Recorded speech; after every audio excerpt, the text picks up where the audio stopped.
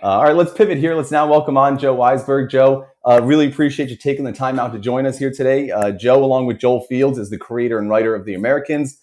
They're also starting a new show for FX starring Steve Carell called The Patient. We'll get to that in a moment. He's the author of a new book entitled Russia Upside Down. Before doing any of that, he worked with the CIA and he was a teacher, and he's also a Chicago Bulls fan. Joe, welcome on to Too Close to Call. Thank you so much for joining us here today. Well, make sure you're unmuted in the bottom corner as well. The microphone is on one of those sides. What if I undo the whole thing? How's there we go. I love it. Perfect. We're going old school. We're going rogue. Fuck it. We'll do it live. I have this whole podcast studio, which is basically a weird table and an old microphone in my bedroom, and it's apparently not good for much. That's all right. We appreciate you taking the time out to join us. This will work. This will do. Thank you. Thank you so much. We're going to get to your Bulls in a minute here. But before we get started, we also need to talk about your favorite player because it's going to surprise a lot of people. Tell us a little bit about this new book that you've got coming out, Russia Upside Down, because I listened to you talk about it for a while the other day, and it's definitely very, very interesting. And I feel like some people here in the audience who are history buffs and interested in that kind of stuff would probably be interested in checking that out.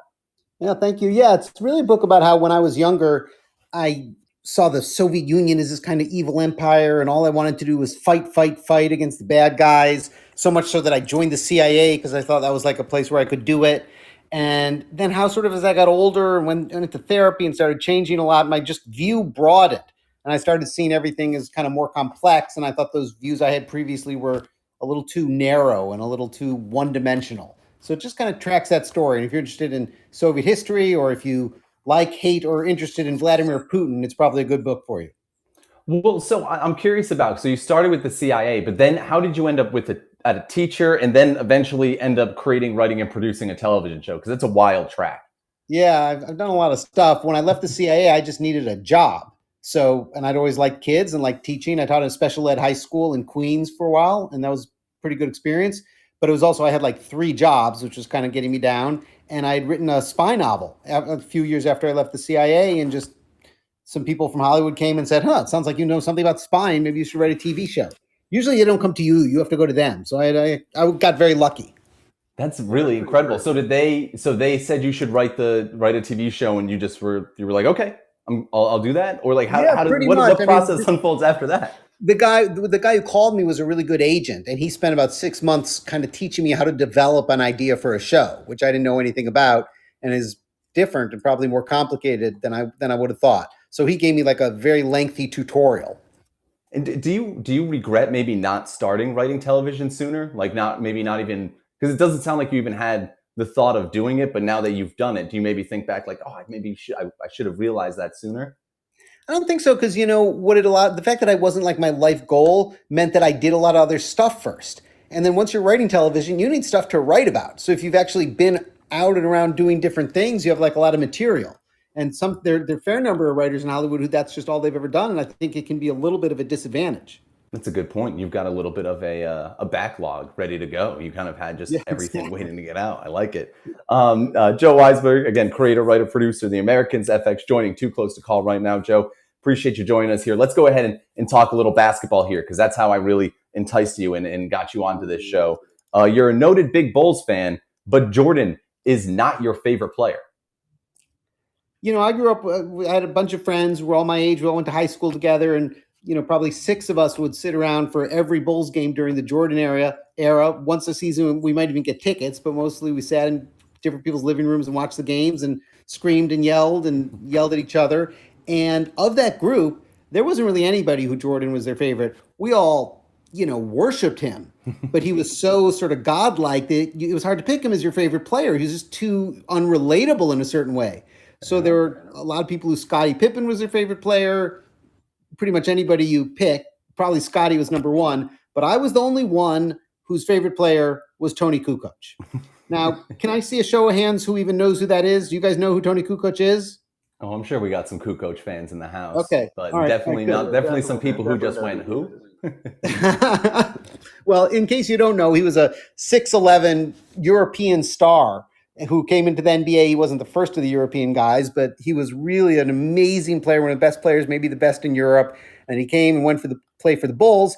And initially, they weren't that nice to him. Like Scotty and Jordan didn't think he fit in, didn't think he belonged. Jordan was always pissed because he didn't really play defense very well. So my heart went out to him. And I decided that like I related to this guy. I felt like I too was like a talented, unappreciated guy. And so I related to Tony Kukoc, which was weird but true.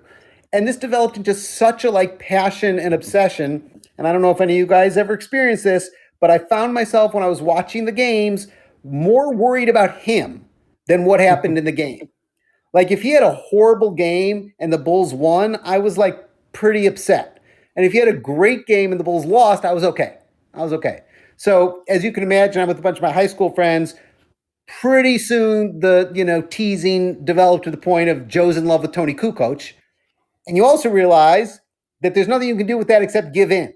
You have to just say, yep, yes. If you fight it, it'll just come back twice as strong. So I pretty much spent the whole Bulls run just admitting that I was madly in love with Tony Kukoc.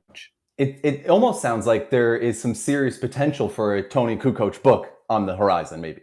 Or maybe one of those, maybe a 30 for 30 documentary just on Kukoc. That could be really good as well. Yeah, well, first of all, I will tell you that I did write a thing where he had a guest appearance. It's a thing I didn't end up making, but I did find a way to put him into a thing. And also there is a great 30-30. It's not all about him, but it's about that, Yugoslav national team he was on with Divas and some of those other guys. It's a really great show. What do you got? What is it, Big L? Wasn't Drazen, I might be butchering his first name, but Petrovic, yeah. Oh, yes, that's right. It's the one, yes. Because weren't they like pretty cool? Like him and Petrovic, weren't they like boys and everything? And then they had like a little falling out. Yeah, I don't know if they had a falling out. I think he might have got killed before they had a falling out, but he was very close with Divas. And then when the civil war started, Yugoslavia broke up. Tony was Croatian and Divas was Serbian. And these guys who had grown up together playing basketball, best friends since they were like 10, stopped talking to each other. I remember that. As you can imagine, I was very upset. I was very worried about Tony losing his best friend. But also makes sense in a way of why that would interest you in a way, roundabout way, for what you're doing now and what you have done. All my interests did tie in at once. Would you trade your Emmy for Jordan to have not retired for those 3 years? That's an interesting question. I sort of, in a certain way, I enjoyed those years, especially the one where they made it to the semifinals of the conference finals, and they like almost beat the Knicks. And I always thought to myself, if they had won the championship that year, which wasn't out of the realm of possibility, Jordan would have gone from the greatest player of all time to the greatest ball hog of all time. Yes, that is a good point. It's not talked about enough how Scottie Pippen almost won without Jordan. Right, that's right. Yeah, because Kukoc's first year in the NBA was the first year that Jordan had retired. So that's right. he had missed the first 3 years of that. I'm curious because you like a lot of the old school basketballs where you grew up in that era, and I love hearing about the players who you didn't like back then because it felt like there was a lot more bad guys in the league. But I'm curious, who were some of your least favorite players back in those days, outside of the Bulls, of course? Like, I mean, we didn't like the Pistons. Right. We didn't like Lambeer. We didn't like Isaiah. I don't know. It's hard not to like Dumars. I did kind of like Dumars and Vinny the Microwave Johnson. I'm probably older than any of you guys, but that was the Detroit Pistons back then, and they were great and they were really tough, and they didn't mind. Most people wouldn't beat the crap out of Jordan because he was Michael Jordan. They would like kill him, and it was just always intense. And they were like, to us, that was the evil empire. We hated those guys. I actually love the Bad Boy Pistons, man. Like, I don't know what it is. Like, I just love the chip that they have on their shoulder and everything. They're like, you know what? Like, I don't care who you are. Like, kiss my ass. It's why it always gets hated on. But that Spurs finals, where it was every game was in the low 80s and 70s, was awesome because they were just going at each other every single game, and it was so fun to watch. Joe, let's do a little something fun here because as a Kukoc fan, I asked you for some of your all-time favorite Kukoc memories and moments, and we're going to go through some of those right now because he deserves to be celebrated in a way, and we're going to allow you to be able to do that here. So we'll walk through and you can talk about some of them, but the first one you talked to me was Kukoc first year at the Bulls was Jordan's year retired, and naturally he had to fill that void, with no Jordan. And obviously he was the one who was going to step up. There was no one else on the team that, had a history of being a great player or another Hall of Famer or anyone else that would, you'd expect to turn around and step up in that kind of moment. 1.8 left, no timeouts left for the Bulls. Scotty's going to sit here. If I look for Kukoc here, at 6'11", he's the logical man to shoot over the tough defense. Myers triggers the inbounds pass. Bob comes into Tony. Look out, it's online. Yeah! Bulls win! Bulls win it! Kukoc with the lifesaver! Pippen on the bench, Kukoc, gotta be the man stepping up. Great, that's a great choice right there. Still makes me smile. And, I feel bad for Scotty because we all loved Scotty. I mean, Scotty was great and a great guy and a great teammate and everything like that. And he just sort of slipped. He just made a bad decision there, and now is taking grief for it for the rest of his life. It's unfair that he's characterized by that moment so much and how much it is harped on. In a similar way, former Orlando Magic great Nick Anderson is only remembered for missing the free throws. I'm not gonna lie, man. As a fan, though, like I'm very illogical, like with my Spurs, like fandom and everything. So, like, even though, like, I understand that, like, Scotty is a great guy, for the most part, I still, like, honestly would have like a hard time forgiving him. Like, and like, I was literally just about to ask, like, Joe, like, were you like upset? Like, I mean, obviously, like in the moment, I'm sure you were upset, like, because he just sort of quote unquote gave up. But like, I was going to ask, like, if you held that grudge sort of down the road, but obviously you kind of answered that. Well, because of my weird Tony Kukoc obsession, that was like the greatest moment in my life. So I didn't have any space in my brain for being mad at Scotty. I forgave Scotty within like 30 seconds. He was hoping that Pippen wouldn't even play in the next game. That was where Joe went after that. He was like, we don't need him. We got Kukoc. We're going all the way with him. And then lastly, I couldn't find the video, unfortunately, but one of your other favorite moments was actually an adorable one. It's Jordan and him hugging at Kukoc's Hall of Fame, but I got this instead, and it's Kukoc shouting out Jordan for helping him out along the way, and especially for what you had mentioned earlier, which was beating his ass. I would like to thank this gentleman Michael Jordan and Scottie Pippen.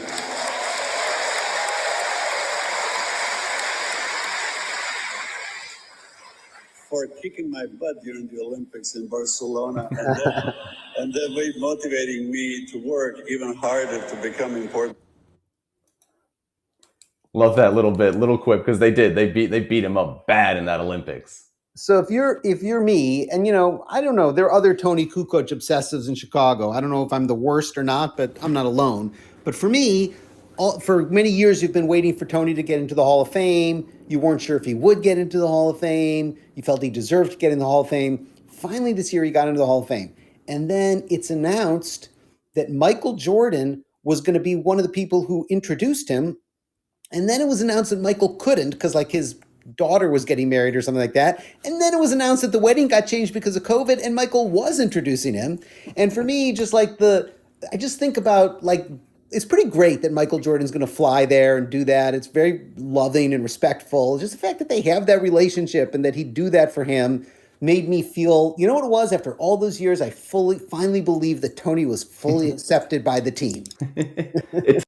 But it took to that moment. And it's funny because the weirdest thing about the NBA Hall of Fame is that presenter, right? Whoever presents you, because they don't actually do anything. They just sit there. No, they don't. They just sit there. No one, like, it's someone else says stuff about you, and it's like, wait, no, let them present. It seems like the definition of presenter from like another culture. Like in Thailand, that's what the presenter does. It makes me think of the Seinfeld. You know how to take the reservation. You don't know how to keep the reservation. You know how to name the presenter. You don't know how to actually have the presenter present what they're supposed to present. Oh, Joe Weisberg, thank you so much. I really appreciate you taking the time out for joining us here today. This was awesome. Pleasure. This was a lot of fun. Your Bulls could be frisky this year, so keep an eye on them. And then get it more interesting. Yeah, we'd love to have you back on here again sometime. Awesome. So that's great. Okay, love talking to you. Thanks, everybody.